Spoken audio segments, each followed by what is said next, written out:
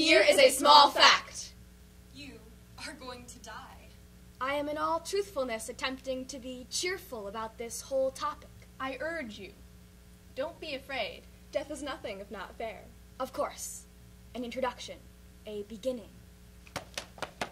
Let us set the scene. The 1940s. Germany. World War II. The girl who stole books. The father who taught her the words. The boy who loved her. And your humble narrator, who is none other than Death. The Book Thief by Marcus Zusak. Stealing. They had to steal something. At the house on Grand Strasse, Rudy gently opened the window just wide enough for Liesel to climb through. She heaved herself onto the ledge and tussled her way inside. She was home among the mayor's books. I could smell the pages. She could almost taste the words as they stacked up around her. From above, she heard footsteps. Run, run! Schnell!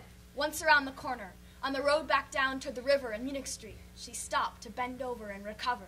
What's with the book? It was all I could find. Goodbye, Zaumensch. Good night, Book Thief.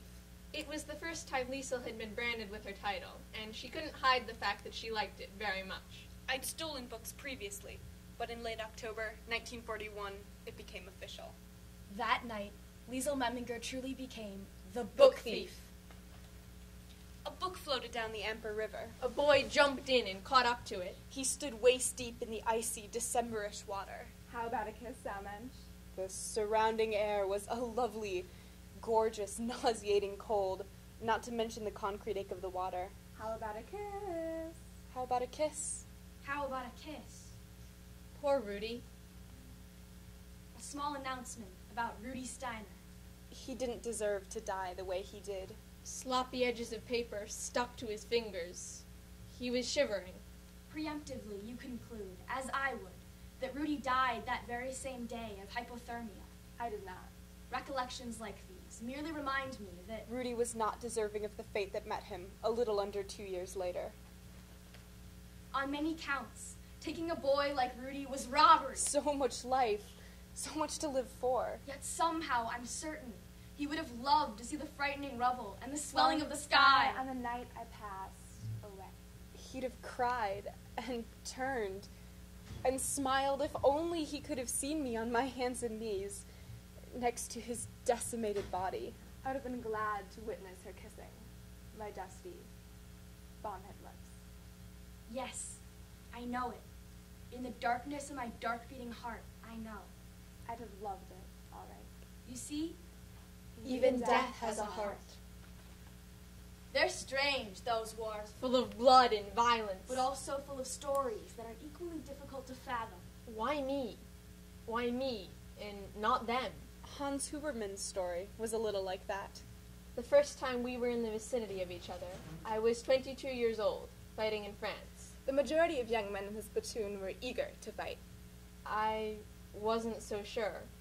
In the army, I didn't stick out at either end. I ran in the middle, climbed in the middle, and I could shoot straight enough so as not to affront my superiors. Nor did he excel enough to be one of the first chosen to run straight at me. A small but noteworthy note.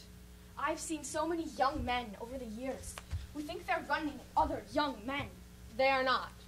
They're running at me. I'd been in the fight for almost 6 months when I ended up in France.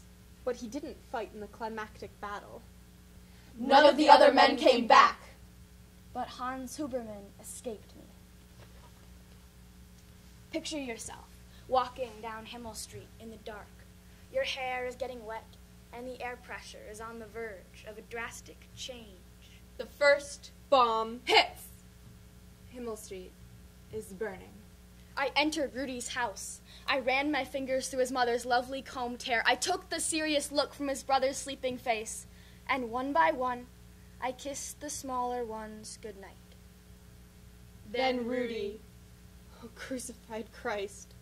Rudy. I lay in bed with one of my sisters. She'd kicked her way into the majority of the bed space. I was on the very edge, with my arm around her. Rudy slept. His candlelit hair ignited the bed. Where was Rudy's comfort? Where was someone to alleviate this robbery of his life? Who was there to soothe him as life's rug was snatched from under his sleeping feet? No one. There was only me, and I'm not too great at that sort of comforting thing, especially when my hands are cold and the bed is warm. He carried me softly through the broken street. With him, I tried a little harder. I watched the contents of his soul for a moment. I saw him, Hip deep in some icy water, chasing a book, and I saw a boy lying in bed. imagining how a kiss would taste from my glorious next-door neighbor. He does something to me, that boy. Every time. It's his only detriment. He steps on my heart. He makes me cry. Lastly, the Hubermans. Hans. Papa. His soul sat up. It met me. Those kinds of souls always do, the best ones, the ones who rise up and say, I know who you are, and I am ready. Not that I want to go, of course, but I will come. those souls are always light because more of them have been put out. More of them have already found their way to other places. He lay in my arms and rested. There was An immense magnetic pull toward the basement. for the girl who was his daughter and was writing a book down there that he hoped to read one day. Liesel. His soul whispered it as I carried him. But there was no Liesel in that house. Not for me, anyway. The next dozen seconds of Liesel Memminger's life. Rudy, wake up. Wake up, Rudy. And the sky went on heating and showering ash. Rudy, please wake up, Rudy. Wake up. God damn it, wake up. Don't you know I love you? Come on, Rudy. Wake up, wake up, wake up. But nothing cared. The rubble just climbed higher. A beautiful, tear-stamped girl, shaking the dead. Come on, Rudy. But the boy did not wake. I kissed my best friend, Rudy Steiner, soft and true on his lips. He tasted dusty and sweet. He tasted like regret in the shadows of trees. She did not say goodbye. After a few more minutes at his side, she was able to tear herself from the ground. It amazes me what humans can do. Even when streams are flowing down their faces and they Stagger on, coughing and searching and finding. The next discovery. The body of Papa lying tangled in the gravel bed sheet of Himmel Street. My eyes had scoured the bodies and stopped hazily when I noticed the tall man. That's my Papa. He's not moving. Perhaps if I stood still long enough, it would be he who moved. But he remained motionless for as long as she did. Many moments of avoidance. Papa, I would not and could not look at Papa. I walked around to see her better. From that moment, I could tell that This was who I loved the most. I had sat in the washroom with her and taught her how to roll a cigarette. I gave bread to a dead man on Munich Street and told the girl to keep reading in the bomb shelter. Perhaps if he didn't, she might not have ended up writing in the basement. Papa, And Himmel Street. one could not exist without the other because for Liesel, Both were home. yes, that's what Hans Huberman was for Liesel Memminger. goodbye, Papa. You saved me. You taught me to read. The book thief wept till she was gently taken away. No one noticed the book. There was work to be done, and with a collection of other materials, the book thief was stepped on several times. And eventually picked up without even a glance and tossed aboard a garbage truck. Just before the truck left, I climbed quickly up and took it in my hand. It's lucky I was there. Then again, who am I kidding? I'm in most places at least once, and in 1943, I was just about everywhere. A last fact. I should tell you that. The book thief died only yesterday. Yes, I have seen a great many things in this world.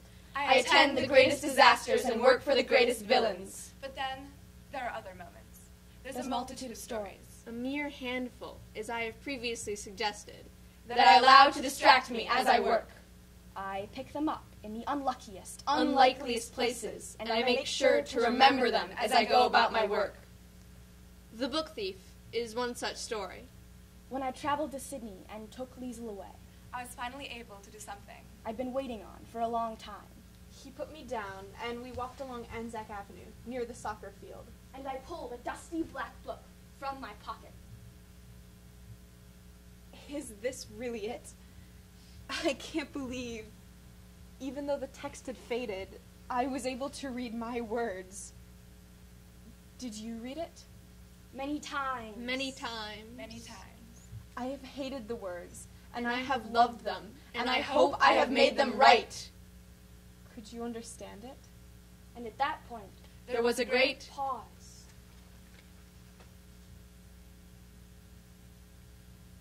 A few cars drove by each way. Their drivers were Hitlers and Hubermans, killers and Steiners. I wanted to tell the book thief many things about beauty and brutality. But what could I tell her about those things that she didn't already know?